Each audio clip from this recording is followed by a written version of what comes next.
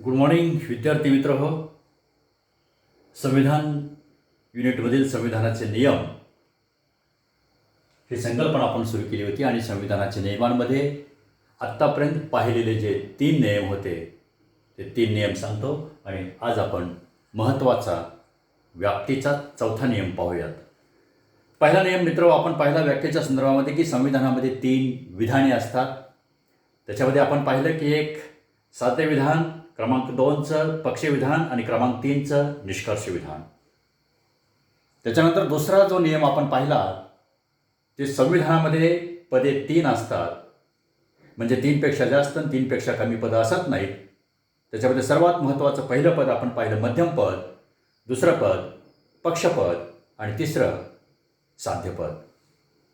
हे 2 नियम पाहिल्यानंतर व्याप्तीच्या संदर्भातला तिसरा नियम आपण पाहिला होता. तर तिसऱ्या नियमाचं टायटल असं होतं, निदान एकातरी आधारविधानात मध्यम पद सर्वव्याप्त असावे. हा संविधानाचा महत्त्वाचा नियम आहे. कारण मध्यम पदापासूनच आपण निष्कर्ष विधान निष्पन्न करतो आणि निष्कर्ष विधान निष्पन्न करण्यासाठी मध्यम पद कारणीभूत असतं आणि म्हणून मध्यम पदाची व्याप्ती आपण तपासायची. आणि हे मध्यम पदाची व्याप्ती तपासत असताना संविधान नियम क्रमांक 3 असा आहे, एकातरी क्रमांक 1 मध्ये किंवा क्रमांक 2 मध्ये ते सर्वव्याप्त असायला पाहिजे.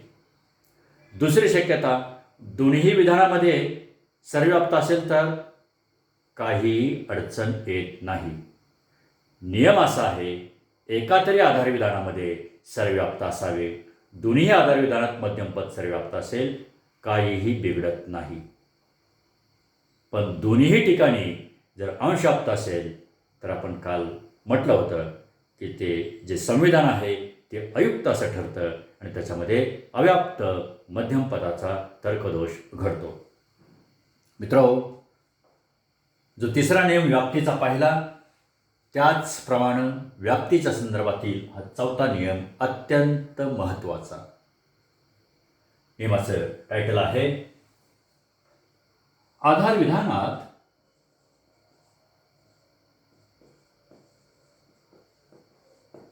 अंशव्याप्त असणारे, पहा, आधारविधानात अंशव्याप्त असणारे पद निष्कर्ष विधानात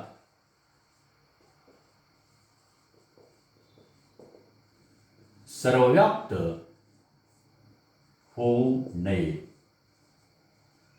आता याची शक्यता जी अशी आहे ती 2 प्रमाण आपल्याला शक्यता दाखवता येते. ती अशी पहा, आधारविधानामध्ये अंशव्याप्त असणारं पद निष्कर्ष विधानात सर्वव्याप्त होऊ नये. याचा अर्थ असा आहे की आधारविधानामध्ये कोणतं पद असतं? एक पक्षपद आणि दुसरं साध्यपद. संबंध इथं कशाचं दाखवलेलं आहे? आधारविधान आणि निष्कर्ष विधान. म्हणजे आधारविधानात असणारं पद निष्कर्ष विधानामध्ये असतं ते कोणतं? पहिलं पद पक्षपद, दुसरं पद साध्यपद. आणि केवळ आधारविधानातच जर असणारं पद आहे ते म्हणजे मध्यम पद. आणि इथं आपल्याला जो संबंध सांगितलेला आहे तो आधारविधान आणि निष्कर्ष विधान म्हणजे 2 पदं इथं आपल्याला पाहावी लागतील. तिसऱ्या नियमाच्या अनुषंगानं आपण मध्यम पद पहिलं पाहिलेलं आहे, ते एकदा तरी सर्वव्याप्त असायला पाहिजे. आणि मग या 2 पदांची व्याप्ती आपल्याला या ठिकाणी तपासावी लागणार आहे. पण या 2 पदांची व्याप्ती तपासत असताना मध्यम पद एकदा तरी विधानामध्ये सर्वव्याप्त असेल तरच आपल्याला या 2 पदांच्याकडे जाता येईल. अगदी सुरुवातीलाच मध्यम पदाची व्याप्ती जर ढळत असेल, म्हणजेच मध्यम पद दोन्ही आधारविधानामध्ये अंशव्याप्त जर असेल तर पुढे जाण्याचा प्रश्नच येत नाही. पण एकदा तरी ते सर्वव्याप्त असेल तर मग आपण पक्षपद कसं आहे आणि साध्यपद कसं आहे ते पाहू शकतो. आणि मग त्या पदांच्या संदर्भात हा नियम आपण लावू शकतो. आधारविधानात अंशव्याप्त असणारे पद निष्कर्ष विधानात सर्वव्याप्त होऊ नये. याचा अर्थ असा आहे, पहिली शक्यता, आधारविधानात अंशव्याप्त असणारं पद निष्कर्ष विधानात अंशव्याप्तच असावे. पहिली शक्यता. दुसरी शक्यता अशी आहे की आधारविधानामध्ये जी पदांची व्याप्ती सांगितलेली आहे त्या व्याप्तीपेक्षा अधिक व्याप्ती निष्कर्ष विधानातील पदांमध्ये असता कामा नये, म्हणजेच अतिक्रमण घडून येऊ नये. याचाच अर्थ असा की व्याप्तीचे नियम ज्यावेळेस आपण पाहतो त्यावेळेस अंशाप्त असणारं पद निष्कर्ष विधानात सर्व्याप्त होऊ नये. याचाच अर्थ व्याप्ती ढळू नये. आपल्याला जर 1000 रुपये असतील तर 1500 रुपये नव्हे 1100 रुपये आपण खर्चच करू शकणार नाही. 1000 रुपये असतील तर 1000 रुपये आपण खर्च करू शकतो, 999 खर्च करू शकतो, 700, 800, 100, 50, 10 खर्च करू शकतो. आणि म्हणून आधार विधानात सर्व्याप्त असणारं पद निष्कर्ष विधानात अंशाप्त असेल तर ते चालू शकतं. आधार विधानात सर्व्याप्त असणारं पद निष्कर्ष विधानात जर अंशाप्त असेल तर ते चालू शकतं. याचाच अर्थ अधिकामध्ये कमीचा समावेश होऊ शकतो. मग पाहूयात आपण या चौथ्या विधानाच्याद्वारे पक्षपद आणि साध्यपद हे सर्व्याप्त होऊ द्यायचं नाही एवढी काळजी घ्यायची. आणि जर सर्व्याप्त होत असेल तर तिथं तर्कदोष निर्माण होतो. तो तर्कदोष म्हणजेच अतिक्रांत पक्षपदाचा तर्कदोष आणि अतिक्रांत साध्यपदाचा तर्कदोष. हे 2 तर्कदोष या नियमाच्या अनुषंगानं घडतात. आणि म्हणून व्याप्ती ढळत असेल तर पहा अतिक्रांत पक्षपदाचा तर्कदोष, म्हणजे पक्षपदाची व्याप्ती ढळत असेल तर आणि साध्यपदाची व्याप्ती ढळत असेल तर अतिक्रांत साध्यपदाचा तर्कदोष. हे 2 तर्कदोष मित्रहो या नियमाच्या अनुषंगानं घडतात. याचाच अर्थ या नियमाचा भंग झाला की हे 2 तर्कदोष या ठिकाणी दिसतात. आपल्याला पाहूयात आर्ग्युमेंट्स आपण घेऊयात आणि त्या आर्ग्युमेंटच्या आधारे आपल्याला संविधानाची युक्तता तपासा याचाही आपल्याला सराव होऊन जाईल. पहिला आर्ग्युमेंट्स मी घेतो. सर्व संत डॉक्टर असतात. दुसरे विधान घेतो. सर्व डॉक्टर दयाळू असतात. That is all. निष्कर्ष आपल्याला माहिती आहे कसा काढायचा तो. डॉक्टर हे मध्यम पद वजा होईल. दयाळू या पदाचा संत या पदाशी आपण संबंध लावू शकतो. म्हणून निष्कर्ष विधान या ठिकाणी निर्माण होईल. सर्व दयाळू संत असतात. मित्रहो हा आर्ग्युमेंट्स आपण केलेला आहे. आता या आर्ग्युमेंट्समध्ये युक्तता तपासायची. निष्कर्ष आपण नियमाच्या आधारे काढलेला आहे, पण युक्तता तपासायची म्हटलं की नियम तिसरा आपल्याला आधी आठवला पाहिजे. तिसरा नियम काय आहे? निदान एका तरी आधार विधानात मध्यम पद सर्वव्याप्त असावे. मध्यम पद कोणतं आहे? जे समान पद आहे त्याला मध्यम पद आपण म्हटलेलं आहे. डॉक्टर हे मध्यम पद आहे. डॉक्टर हे पहिलं मध्यम पद. पहिल्या विधानामध्ये कसं आहे पहा, इथं व्याप्ती दिलेली आहे. ए विधानातील विधेय पद हे अंशाप्त आहे, कारण होकारार्थी गुण आहे त्याच्यामुळे अंशाप्त आहे. इथं म्हटलेलंच आहे पहा, समोर व्याप्ती दिलेली अंशाप्त आहे. तिसरा नियम पाहतोय आपण, कारण मध्यम पदानं चाल दिल्यानंतर आपण चौथ्या नियमाकडे आपण जाऊ शकतो. कारण तिसऱ्या नियमाचं पालन झालं असेल तरच चौथ्या नियमाकडे जातो. तिसऱ्या नियमाचं जर पालन झालं नसेल तर त्याच ठिकाणी त्या नियमाचा भंग होतो. काल आपण पाहिलेलं आहे. आणि म्हणून पहिल्या विधानामध्ये डॉक्टर हे मध्यम पद इथं अंशाप्त आहे. नियमाचं पालन झालेलं नाही. इथं पाहूयात दुसऱ्या विधानामध्ये ए विधान आहे. डॉक्टर हे मध्यम पद इथं सर्ववाची परिमाण असल्यामुळे कसं आहे, सर्वव्याप्त आहे. इथं नियमाचं पालन झालेलं आहे, म्हणजे तिसऱ्या नियमाचं पालन या संविधानामध्ये झालेलं आहे. आता पाहूयात चौथा नियम, म्हणजे तिसऱ्या नियमाचं पालन झालं. एकदा तरी ते सर्वव्याप्त असावं दुसऱ्या विधानामध्ये आहे, आणि आहे म्हटल्यानंतर मग चौथ्या नियमाकडे आपण जाऊयात. चौथा नियम असा आहे, आधार विधानात अंशाप्त असणारे पद निष्कर्ष विधानात सर्वव्याप्त होऊ नये. पाहूयात आपण व्यक्ती. दयाळू हे पद आणि संत हे पद. दयाळू हे पद आधार विधानात कसं आहे, इथं होकारार्थी गुण आहे, अंशाप्त आहे. इथं आलेलं आहे, कसं झालं, सर्वव्याप्त झालं. नियमाचा भंग झाला का? झाला नियमाचा भंग. काय म्हटलंय? आधार विधानात अंशाप्त असणारं पद निष्कर्ष विधानात सर्वव्याप्त होऊ नये. दयाळू हे पक्षपद आहे, कारण निष्कर्ष विधानाच्या उद्देशाच्या ठिकाणी येणाऱ्या पदाला आपण पक्षपद असं म्हटलेलं आहे. तेच आधार विधान क्रमांक 2 मध्ये असतं. होकारार्थी गुण असला की ते विधेयपद अंशाप्त असतं आणि म्हणून हे अंशाप्त आहे. सर्व्याप्त होऊ नये असा नियम आहे. इथं उद्देशाच्या ठिकाणी आलेलं आहे. निष्कर्ष विधानामध्ये ते सर्व्याप्त झालेलं आहे आणि ज्यावेळेस ते सर्व्याप्त होतं त्यावेळेस अतिक्रमण घडतं, पदाची व्याप्ती ढळते आणि तिथं अतिक्रांत पक्षपदाचा तर्कदोष किंवा त्यालाच दुसरा एक शब्दप्रयोग आहे अव्याप्त पक्षपदाचा तर्कदोष. आणि असा तर्कदोष आल्यानंतर हे संविधान जे आहे ते अयुक्त आहे आणि तर्कदोष हा आपण नोट करू शकतो. आणि मग उत्तर सविस्तरपणे जर लिहायचं म्हटलं तर आपण असं म्हणूयात की दिलेलं संविधान हे अयुक्त असं आहे कारण या संविधानामध्ये अतिक्रांत पक्षपदाचा तर्कदोष घडलेला आहे. पॅरेग्राफ. संविधानाच्या नियम क्रमांक 3 अन्वये आधार विधान क्रमांक 2 मध्ये डॉक्टर हे मध्यमपद सर्व्याप्त आहे सांगायचं, कारण तिसऱ्या नियमाचं पालन आपण केलेलं आहे. नियम क्रमांक 4 नुसार आधार विधानात अंशाप्त असणारे पद निष्कर्ष विधानात सर्व्याप्त होऊ नये. दिलेल्या संविधानामध्ये दयाळू हे पक्षपद अंशाप्त आहे, तेच पक्षपद निष्कर्ष विधानात सर्वव्याप्त झाल्याने व्याप्ती दोष निर्माण होतो आणि संविधानात अतिक्रांत पक्षपदाचा तर्कदोष घडतो. उत्तर एवढं पुरेसं आहे. कारण संविधानाची युक्तता तपासा म्हटल्यानंतर या स्वरूपामध्ये युक्तता आपल्याला व्याप्तीच्या संदर्भामध्ये तपासावी लागेल. आणि म्हणून मी म्हटलं की तिसऱ्या नियमानं आपल्याला इथून चाल दिली म्हणून चौथा नियम इथं आपण त्याचं पालन केलं. तिसऱ्याच नियमात आपण व्याप्ती जर आपली दोन्हीही विधानामध्ये मध्यम पदाची अंशाप्त असती तर या चौथ्या नियमाचा काहीही उपयोग झाला नसता. आणि म्हणून मग व्याप्तीच्या संदर्भामध्ये हा नियम वापरत असताना अतिक्रांत पक्षपदाचा तर्कदोष घडतो. हा पक्षपदाचा तर्कदोष आता आपण पाहिला. आता आणखी एक विधान आपण पाहूयात आणि साध्य पदाचा तर्कदोष कसा घडतो ते पाहूयात.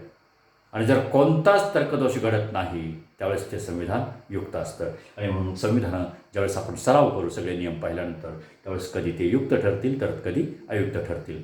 पाहूयात दुसरं एक आर्ग्युमेंट्स. सर्व सैनिक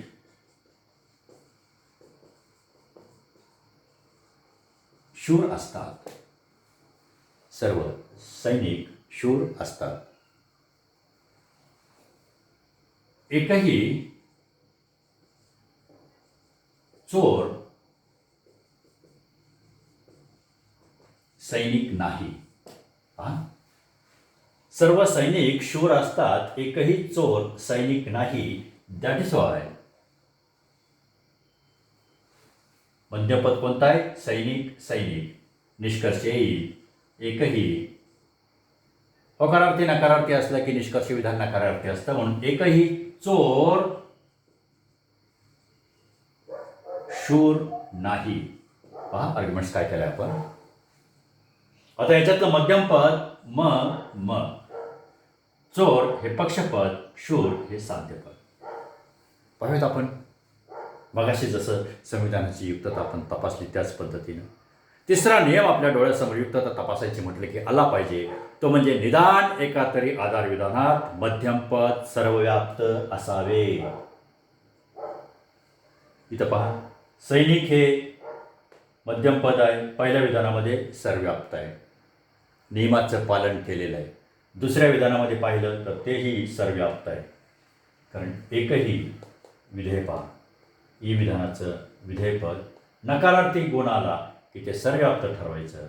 सर्ववाची परिमाण असलं की ते सर्व म्हणजे फक्त व्याप्त लावायचे. इथं सर्वव्याप्त दोन्ही विधानामध्ये सर्वव्याप्त आहे. आपला नियम असा आहे केवळ एकाच विधानामध्ये असायला पाहिजे. इथं दोन्ही विधानामध्ये आहे, काहीही अडचण येत नाही. तिसऱ्या नियमानं आपल्याला चाल दिली. तिसऱ्या नियमाचं या संविधानामध्ये पालन झालेलं आहे. आता आपल्यासमोर असताना चौथा नियम पाहूयात आपण. इथं कुठं अडचण येते का? नियम आहे आधार विधानात अंशाप्त असणारे पद निष्कर्ष विधानात सर्वव्याप्त होऊ नये. कोणती दोन पद आहेत? चोर आणि शूर. तर चोर हे जे पद आहे आधार विधानामध्ये पक्षपद, इथं कसं आहे, सर्वव्याप्त, सर्वाचे परिमाण आहे. निष्कर्ष विधानातही कसं आहे, सर्वव्याप्त, म्हणजे पक्षपदाची व्याप्ती कायम आहे. पक्षपदाचा काही प्रॉब्लेम नाही. आता पाहूयात साध्यपद. 6 म्हटले, आधार विधानात अंशाप्त असणारं पद निष्कर्ष विधानात सर्वव्याप्त होऊ नये. पाहायचं आधार विधानात, आधी आधार विधानात पाहायचं. शूर कसं आहे, होकारार्थी गुणाला की ते पद अंशाप्त असतं, म्हणून हे शूर हे पद इथं अंशाप्त आहे.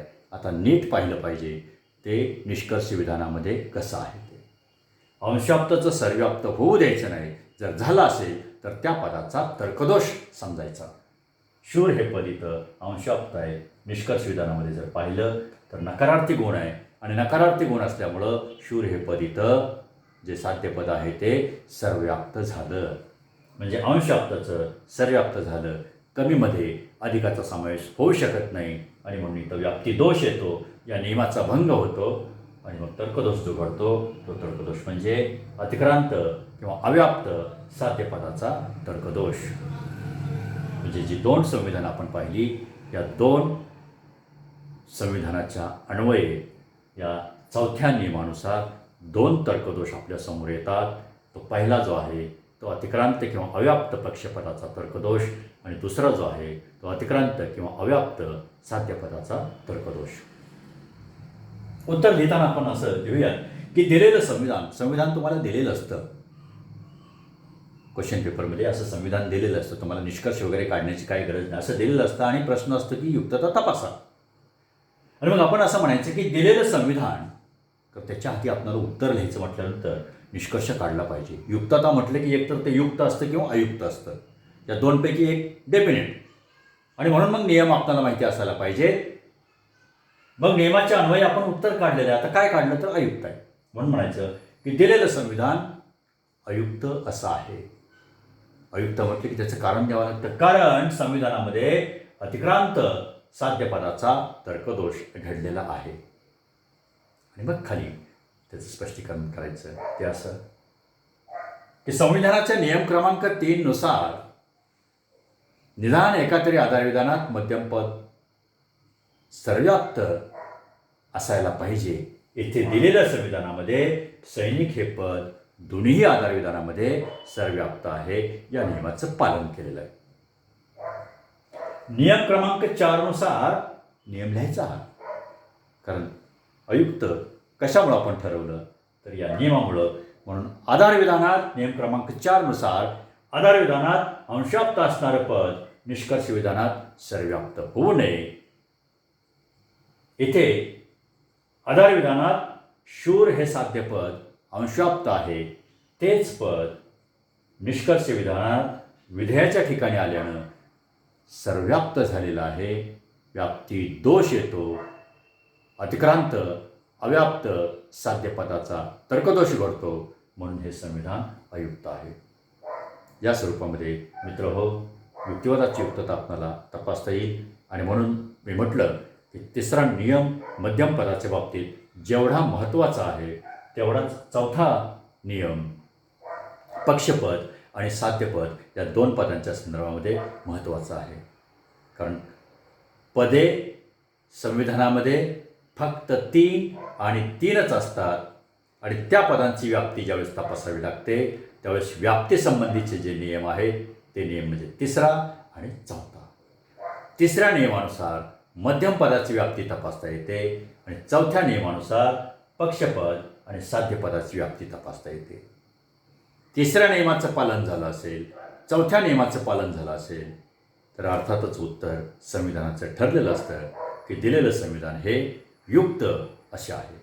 आपण पुढचे नियम पाहत असताना अशा प्रकारची काही संविधानं आपल्याला या ठिकाणी घ्यावी लागतील किंवा येतील. त्यावेळेस युक्तता कशी तपासायची हे आपल्याला चांगल्या पद्धतीनं समजेल. त्यासाठी मित्रहो, व्याप्ती माहिती असायला पाहिजे. तर पदांची व्याप्ती जर आपल्याला तपासता आली तर युक्तता तपासता येते. मित्रहो, संविधानाचे 4 नियम या ठिकाणी आपण सविस्तरपणे पाहिलेले आहेत. आता पुढचे जे नियम राहिलेले ते सामान्य स्वरूपाचे नियम आहेत.